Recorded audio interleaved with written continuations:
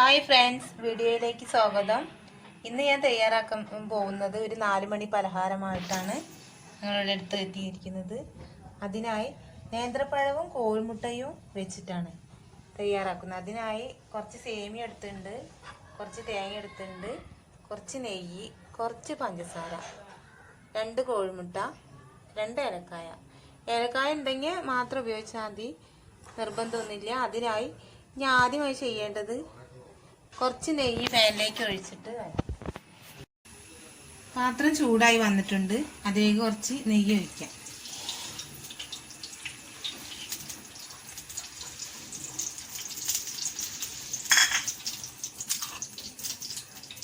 ചൂടായി വന്നിട്ടുണ്ട്. ഇതിലേക്ക് നേന്ത്രപ്പഴം ഇടാം.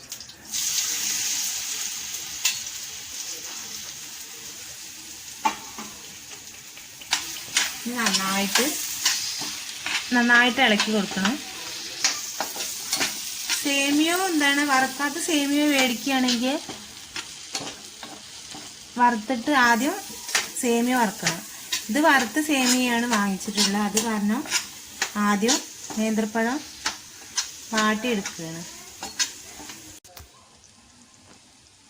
ഇനി നന്നായി വാടി വന്നതിന് ശേഷം ഇതിലേക്ക് പഞ്ചസാര ചേർത്ത് വെക്കാം. പഞ്ചസാര കുറച്ച് മതി കേട്ടോ. നമ്മൾ മധുരത്തിനനുസരിച്ചിട്ട് കുറച്ച് ഉപയോഗിച്ചാൽ മതി. നല്ലവണ്ണം വാടട്ടെ.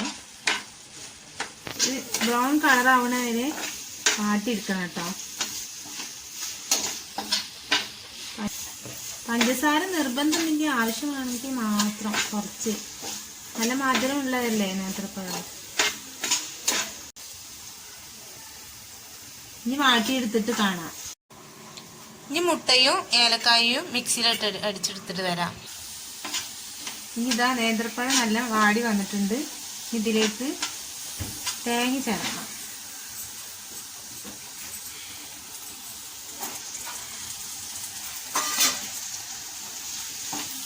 തേങ്ങ നന്നായിട്ട് മിക്സ് ചെയ്യാം.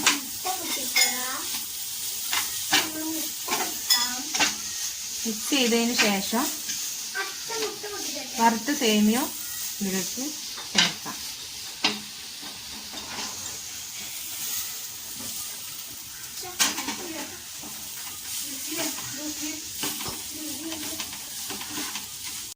ഇതാ സേമിയ ഇട്ടിട്ട് നന്നായിട്ട് ഇളക്കി കൊടുക്കുക. നന്നായിട്ട് മിക്സ് ചെയ്ത് കൊടുക്കുക. കുറച്ച് നേരം ഇങ്ങനെ ഇളക്കിക്കൊണ്ടിരിക്കുക. ഇളക്കി കൊടുത്തതിന് ശേഷം ഒന്ന് അടച്ച് വെച്ച് ഒന്ന് വേവിക്കുക കേട്ടോ. ഇനി നന്നായിട്ട് ഇടയ്ക്കിടയ്ക്ക് ഇത് ഇളക്കിക്കൊണ്ടിരിക്കണം കേട്ടോ. ലോ ഫ്ലെയിമിൽ ഇട്ടിട്ട് വേണം ഇത് എപ്പോഴും വേവിച്ചെടുക്കാൻ. പെട്ടെന്ന് കരിഞ്ഞു പോകും.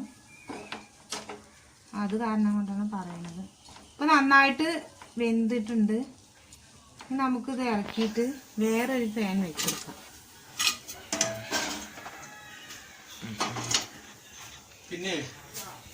ഇനി ഇതിലേക്ക് കുറച്ച് നെയ്യ് ഒന്ന് പുരട്ടി കൊടുക്കാൻ വേണ്ടിയിട്ട് ഞാൻ ചെയ്തതാണ്.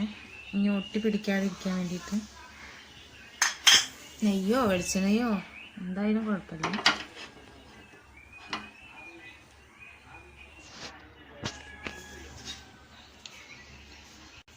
ഇനി കുറച്ച് കോഴിമുട്ട നേരത്തെ അടിച്ചു വെച്ചത് ഏലക്കായും കൂടെ ഇങ്ങനെ ഒഴിച്ചു കൊടുക്കാൻ പോവുകയാണ്. കുറച്ചിട്ടോ.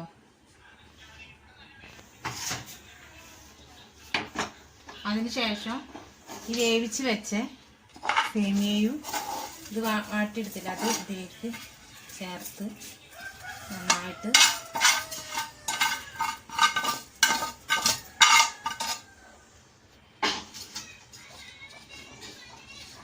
ഇങ്ങനെ ഒപ്പം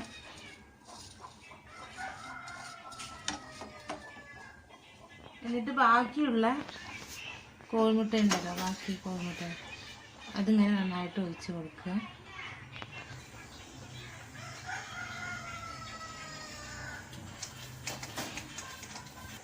നന്നായിട്ട് ഇങ്ങനെ ഒപ്പാക്കി കൊടുത്തിട്ടുണ്ട്. കോഴിമുട്ട ഇതൊക്കെ ഒഴിച്ചിട്ട് നന്നായിട്ട് കുക്ക് ചെയ്തെടുക്കാം. സേമിയയും ഇതൊക്കെ നന്നായിട്ടൊന്ന്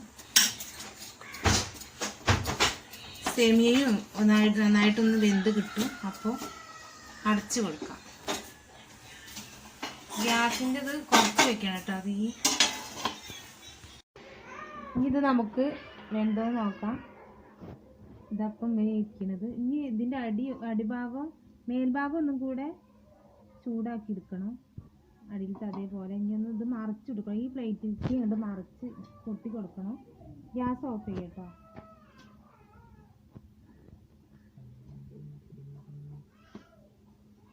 ഇതപ്പം ഇങ്ങനെ എല്ലാവരും മറിക്കുമ്പോൾ സൂക്ഷിച്ച് മറിക്കണം, അല്ലെങ്കിൽ കൈ പൊള്ളും. അപ്പോൾ അതായത് ഇങ്ങനെ ഇരിക്കുന്നത്. ഇനി ഇതിൻ്റെ അടിഭാഗം ഒന്നും കൂടെ ചൂടാക്കി എടുക്കണം. അപ്പോൾ അതിനായി ഈ ഫാനിലേക്ക് തന്നെ ഇത് ചെയ്യണം.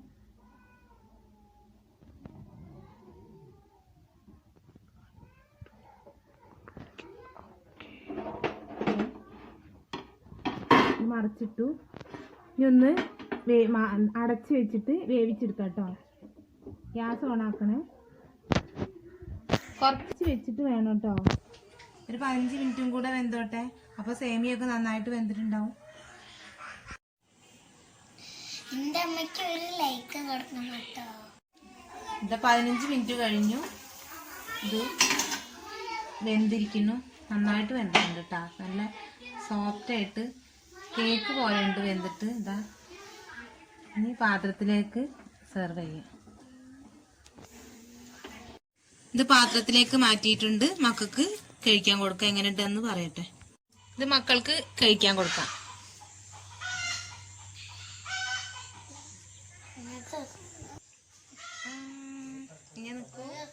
ഇനി പോയിനോട്ടിനെ എങ്ങനെയുണ്ട്? സൂപ്പർ.